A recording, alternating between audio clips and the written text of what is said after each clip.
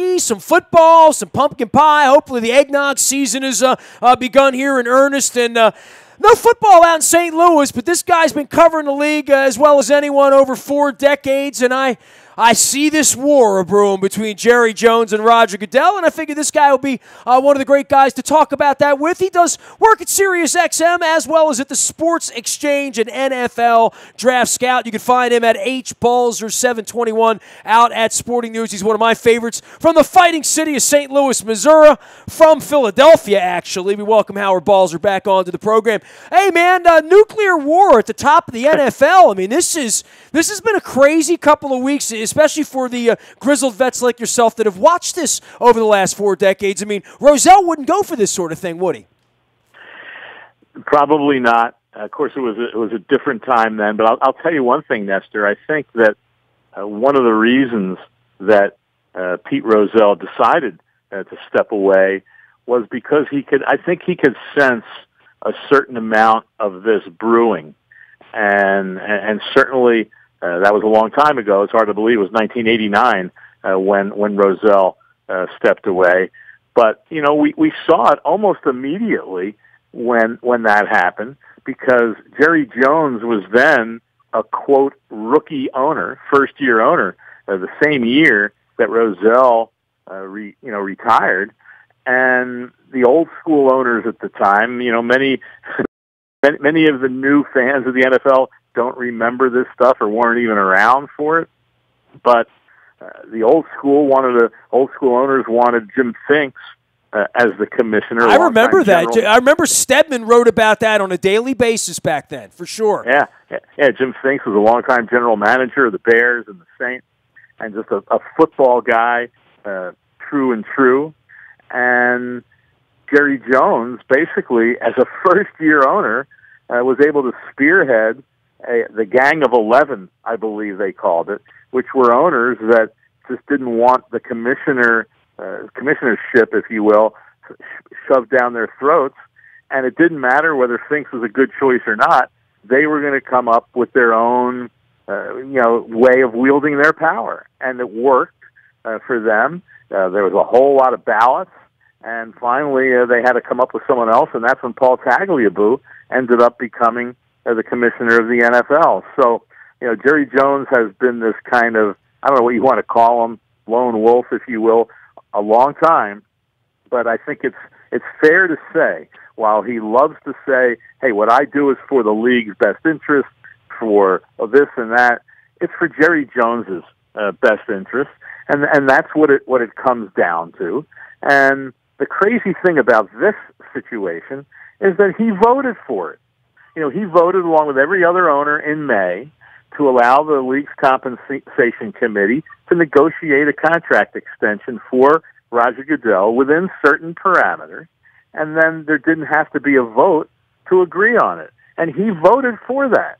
You know, if he had a problem with it, he should have voted against it then and spoke up. Well, this has been reported as a personal brawl now over the Ezekiel Elliott situation. On top of, I think Jerry really he wants to win a Super Bowl, right? And sure. Roger took away his opportunity to win a Super Bowl this year, and there's going to be hell to pay for that. At least that's what it feels like to me. Well, yeah, it does feel like that. He denies it, of course, because what's he going to do? Come out and say, yes, that's the reason? And here's the thing, Nestor, I agree with a lot of the stuff that Jerry Jones is saying. The league shouldn't be in the investigation business. You know, the league should be fair on these, this personal conduct stuff. I agree with him on that. But where was he, right in your own backyard, when it all really began with Ray Rice? And there were and the league's own investigations, which many times went off the rails, including Deflategate. He tried to claim the other day that, well, this one is different. You know, the Ezekiel Elliott one is different than Tom Brady. Well, in a lot of ways it is, but in the one most important way it isn't. And that is that the Patriots and Robert Kraft and Tom Brady thought the whole investigation was a sham. They didn't think it was fair and reasonable, and they felt that the punishment was over the top. And that's exactly what Jerry Jones feels about this one. But my point is, if he doesn't think the league should be involved in these investigations on their own, when there's no when there's no serious consequences from our criminal justice system. Well, where was he 3 years ago? Where was he in the intervening 3 years to step up and say that and question all that? He was absent. Well, then when it was his ox being gored, all of a sudden now he feels that he's public in saying a lot of those things. And if that's not pretty obvious, then I don't know what is. He is Howard Balzer. He is H. Balzer 721 out of St. Louis, Missouri. No one covers the National Football League better. You can find him out at the Sports Exchange as well as at NFL DraftScouts.com. It is a fascinating thing that we're talking about, all this behind the scenes, and we'll get to the football in a minute and the Ravens' playoff possibilities. But, from the Kaepernick knee to the CTE to moving franchises to places that no one cares, like Los Angeles, and in your situation, lying to the people in St. Louis last year ad nauseum. And, we've been through that here 35 years ago when we lost the Colts, Howard, and you covered that story from the beginning as well.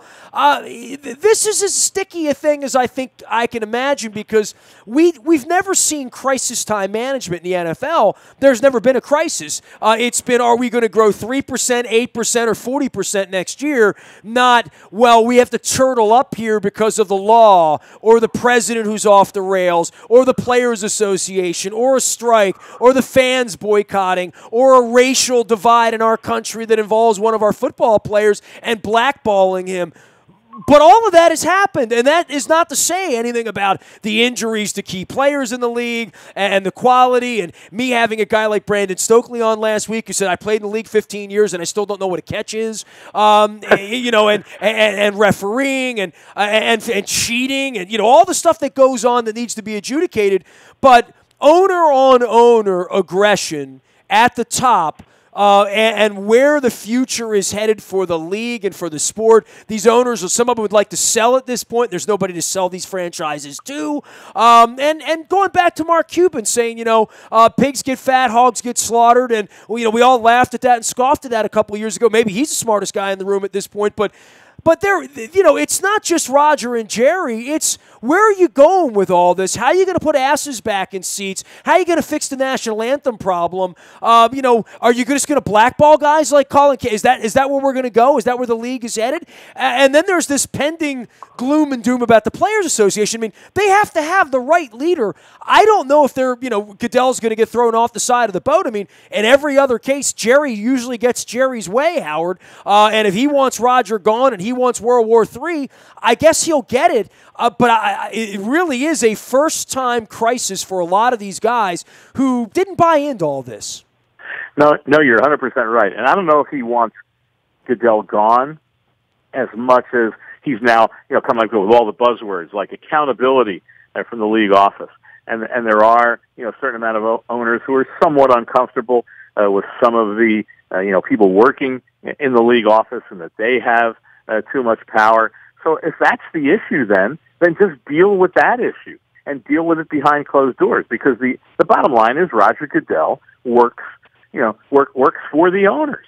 And so if there are enough owners who don't like the direction of some of this, well, then figure it out. Figure it out behind the closed doors and behind the ropes, that we can't even get close to at NFL meetings. You don't have to carry it out in this particular way, though, and threaten the lawsuit if you don't get your way. I mean, I don't know what grounds there would be for a lawsuit if the compensation committee just fulfills what a 32-0 vote told them to, and then they just do it.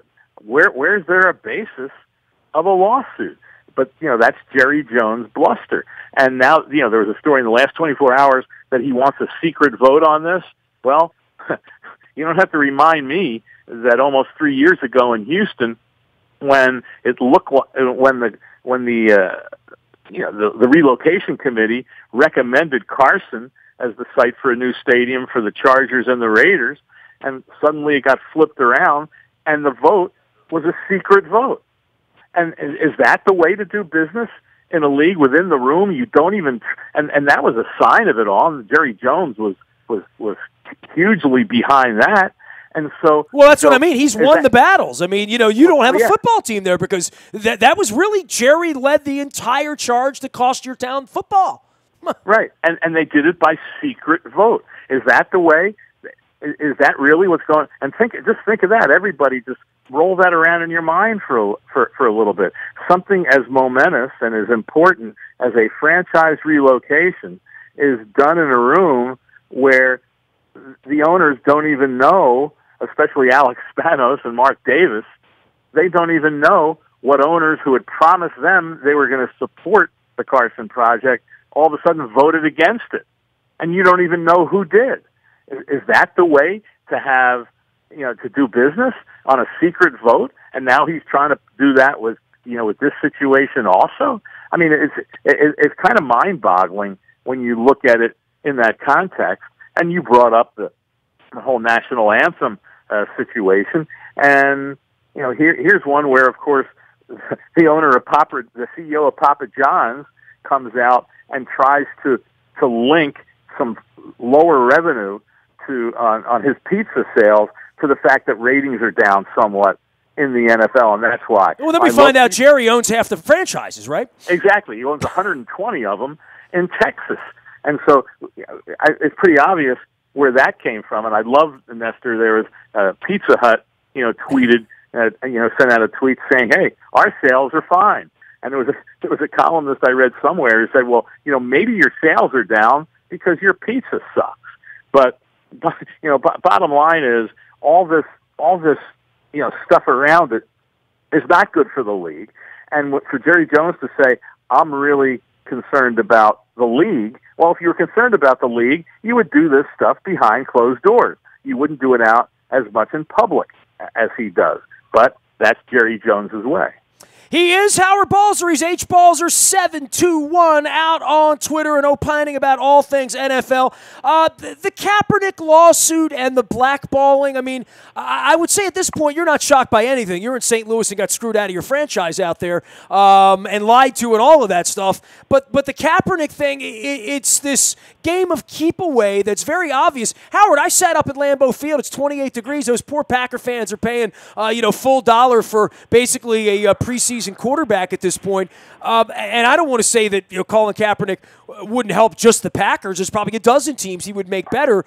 He has been blackballed. We've all witnessed it. It's all happened out in front of us. Now it's what's the government going to do about it? What's the league going to do about it? What's the Players Association going to do about it? What does society do about it, right? Well, yeah. I mean, all those questions. And I think there's so many different aspects to this. Because I don't think it's as simple, it's just a simple thing to say, well, okay, he's been blackballed and the league colluded, or different teams colluded.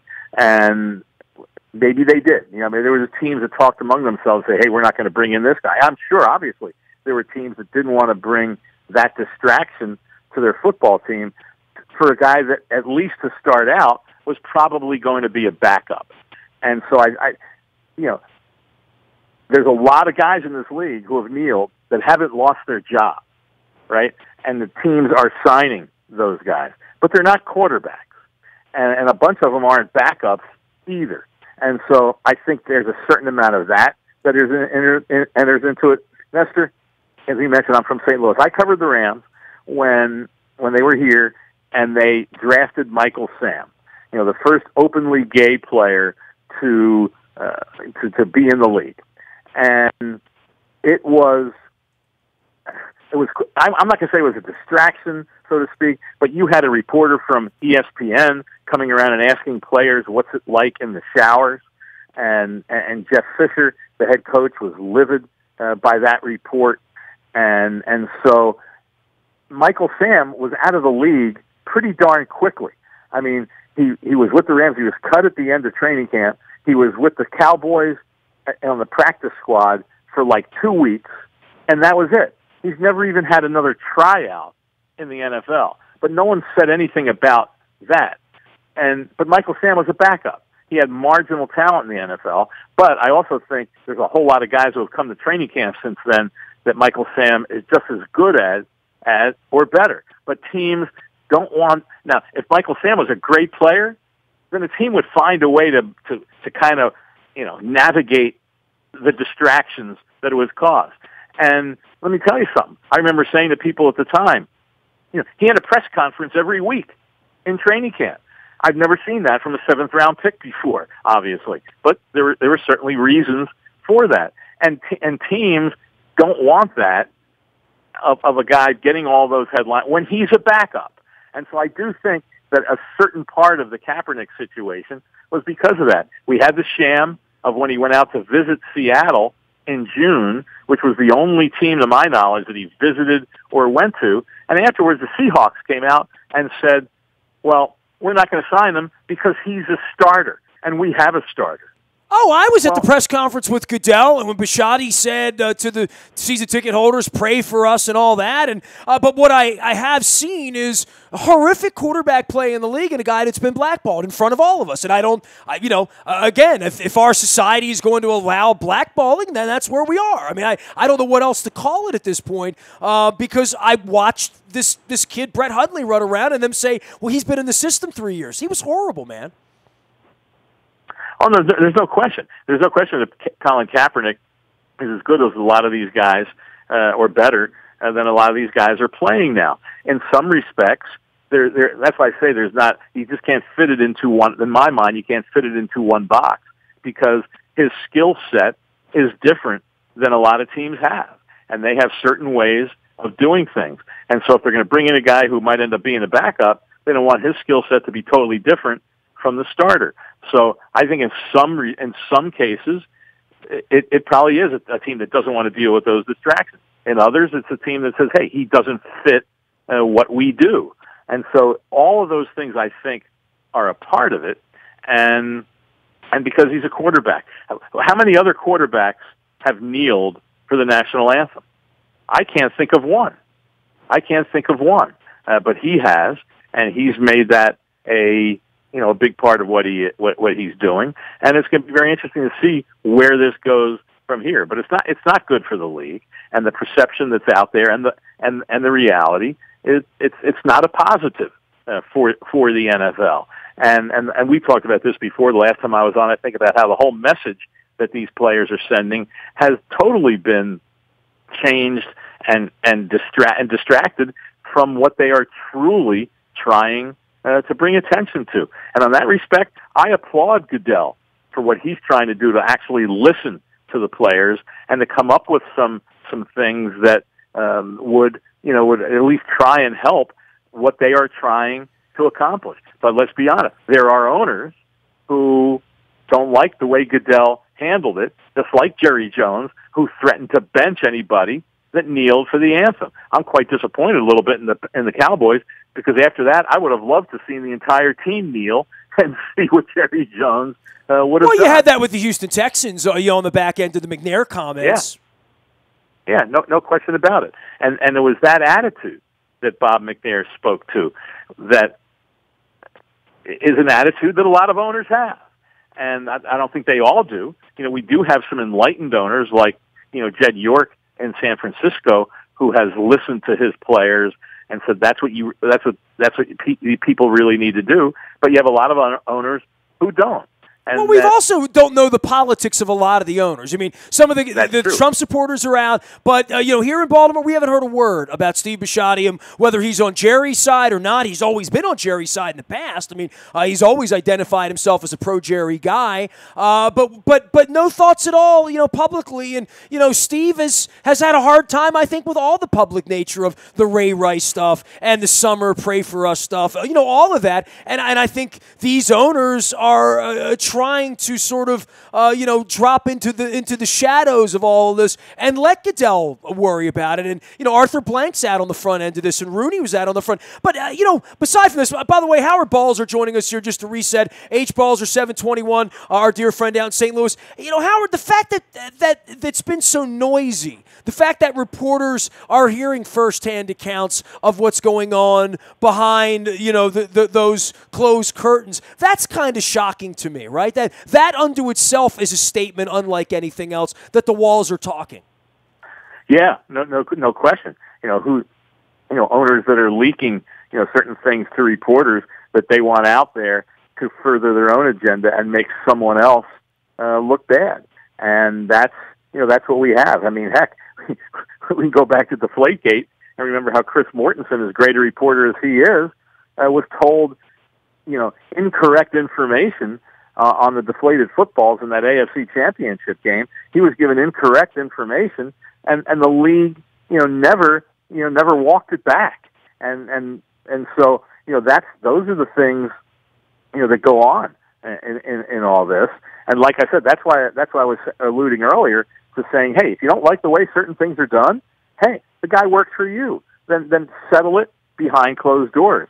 But this internecine warfare that goes on but maybe that's a product of because of how popular this league is, and that everything becomes magnified, like crazy, and so I mean that's really really what's going on. And so I'll tell you that owners meeting, which happens to be in Dallas in December, could be quite one with a certain amount of fireworks that come out from it. And the other owners may be staying in Fort Worth or sliding down to Austin or Houston.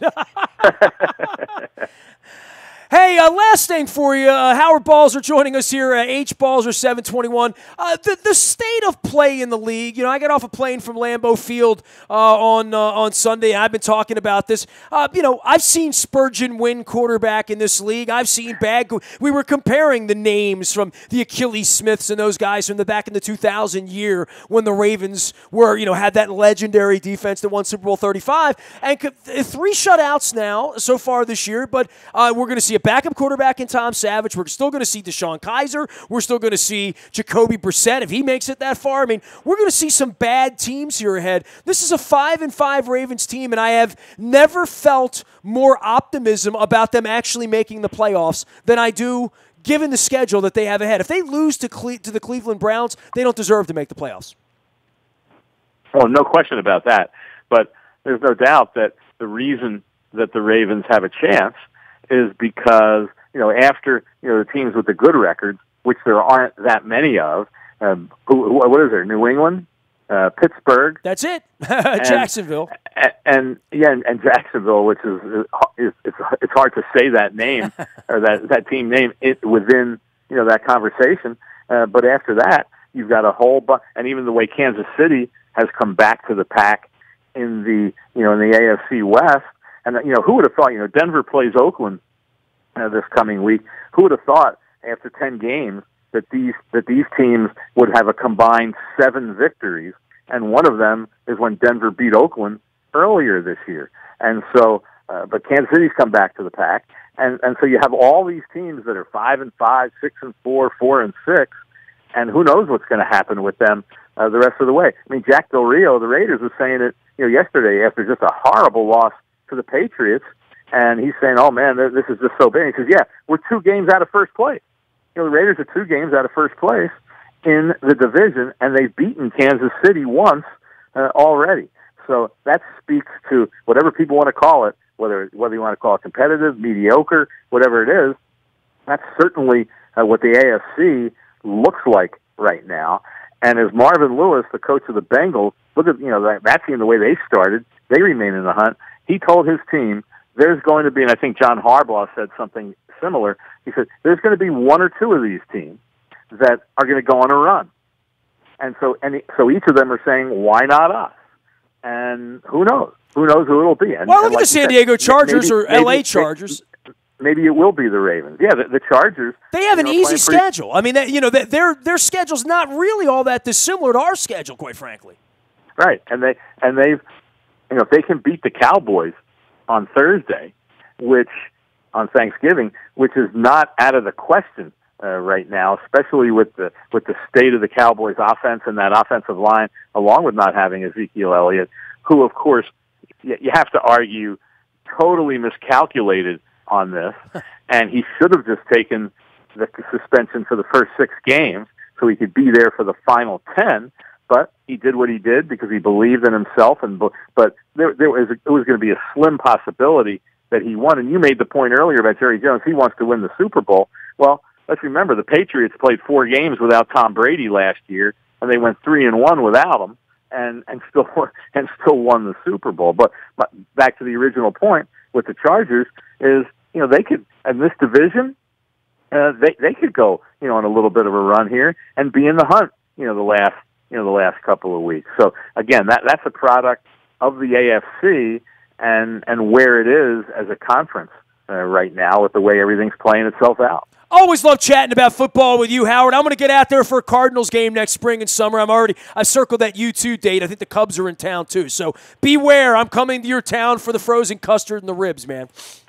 Sounds good. We'll look forward to it, man. You got it. Howard Balzer, H. Balzer 721 on the Hall of Fame committee, as well as one of the real veterans that's seen all of this back to Roselle and the good old days of Mr. Murdell running the television committee and all that stuff. You can find me out on the BuyAToyota.com audio vault 24 hours a day from anywhere in the world on your mobile device by downloading the TuneIn Radio app. We do come in crystal clear from wherever you happen to be. Our morning newspaper ships digitally to your email inbox at 7 a.m. That's all brought to you by Planet Fitness and PlanetFitness.com. $10 a month, never any commitment there, and always judgment-free. There's a Planet Fitness right around the corner from you for the post-turkey and stuffing and cranberry and all that other good stuff. Last but never least, any breaking news happens first on the WNST Tech Service. That's all brought to you by Coons Ford of Security Boulevard. And, of course, Dennis Colatzos will be here Wednesday this week, but Thursday again next week from 3 until 5. That is the home of the SSV on WNST, 3 until 5